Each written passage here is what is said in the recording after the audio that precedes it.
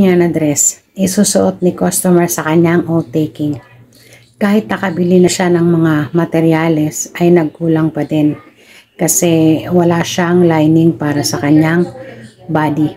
Gahol na din ako sa oras para bumili ng lining. Anyway, ang mga binili niyang materyales ay organza, crinoline at saka Duchess. Para sa bolero, yung sleeves niya ay organza at nilagyan ko siya ng dobling crinoline. Nagpatching-patching din ako ng lace at nilagyan ko sa laylayan at sa bandang itaas ng sleeves para gumanda naman yung kanyang Filipiniana sleeves.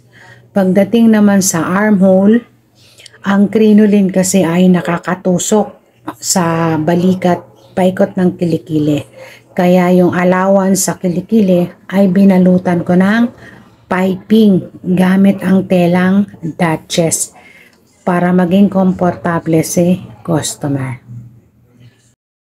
Dating sa body ng bolero, nagpatching-patching na lang ako ng lace mula sa harap papunta sa likuran para magkaroon ng design. Kasi kung organza lang, masyado siyang plain.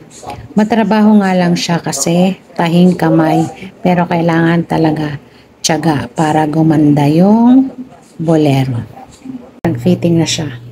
Kahit tama naman ang sukat ng armhole, ay struggle pa din sa pagsuot lalo na sa sleeves kasi ang laki ng arm niya dahil sa taba. Kailangan maiayos ang pagsuot para hindi siya pilipit. Nag-fitting din siya na meron siyang suot pero okay na rin kasi ayaw niya daw ng masikip.